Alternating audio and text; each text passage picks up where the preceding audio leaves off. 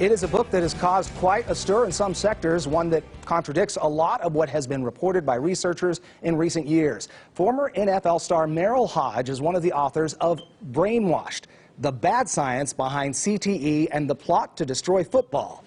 Merril Hoge joins us today. Thanks so much for being here. This book has caused a stir, right? Yeah, you know, it was interesting what you said there, you know, about the scientists and how it's been presented.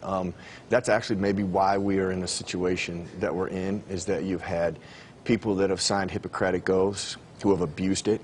And I refer to Anne McKee, for example. Right. There's the scientific paper called the 90% paper that she wrote. Right. And she writes in there, caution, you can't use this study because of the methodology is so crooked, and there's two different types of testing. To give anybody any sense of degree of disease of CTE, it is in the scientific literature. But when she's asked in the media or quoted about that scientific paper, she says, and I quote, "I got to believe all football players have that after that science paper."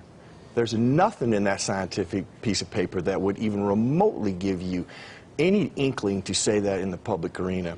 And people believe that, people buy that, but I don't blame them because that's what they're hearing. Right. And once I discovered the real truth of what science is really saying, is what really inspired that book. I want to fill people in. It's out of Boston University, the study you're talking about. It studied the brains of 111 former NFL players and found in 110 of them there were signs of CTE. And so a lot of people might just hear that by itself and go, man, that's enough to say, hey, there's a pretty good chance there's some correlation. Right, because they don't ask the question, okay, first of all, that's a numerator. It's the number injured. What's the denominator? It's not 111. It's 27,000 former players. Then if you look at the methodology and you start reading the paper and understand what you're looking at, over half of those brains had what? Another brain disease. This is a scientific fact. Once you discover a brain that has another brain diseases, CTE has to be excluded. Why? Because they don't know what causes it, and they don't know what it causes. 54% of them did. They don't put that in the paper, and that's about as corrupt a science as you can possibly do. When you fail to sell that, you fail to give that, that is corrupt science. And that's largely what has happened with all the scientific literature. It's been spun like that, it's put in the New York Times, and not all the facts have been presented. But the same people who are criticizing your book go on to say this. There was a study in 2015 at the Mayo Clinic, right? You're familiar, you know this already. 198 brains studied of individuals who never played contact sports, and in not one case did they find signs of CTE. Right, okay, that scientific paper, have you read the scientific paper? No. Here's what the scientific paper also says. All those brains came from a diseased brain bank. So that is not a controlled study if it's in a diseased brain bank. So that's the first flaw. But they didn't have signs of CTE, though. I mean, even if they were... Let me finish. Okay. The methodology, they did two types of testing on the brain. So here's what they did. It'd be like you and I getting a math test. You get a first grade math test, I get a graduating geometry test. We both do our tests. It says, you know what, you're better at math than I'm at math.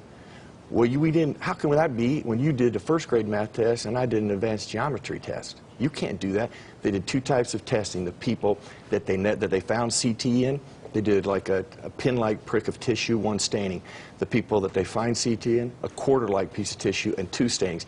They did two different types of testing. When you do that, that is corrupt science. You cannot come up with the same answer and do two different types of testing. So people don't read the methodology. That's not talked about. That paper right there is nonsense in a bunch of different levels. Okay, let's put that aside. Even the NFL, in one case, has said, hey, there is a correlation. There's a link between CTE and football. In a congressional hearing, one of the NFL executives testified along those lines. You're kind of a lone voice in the wilderness saying, hey... Well, first I'd have to ask you, where's the scientific literature that verifies that? I'm going to tell you this right now with scientific fact, with 100% certainty. I will give you the papers. It's on brainwashedbook.com. We give you the scientific literature. There's not one piece of scientific literature that says link in it.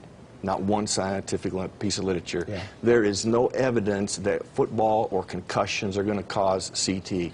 In my discovery, I talked to all these neuropathologists. They all said the same thing. We don't know what causes it. We don't know what it causes. We're in an observation state, Merril.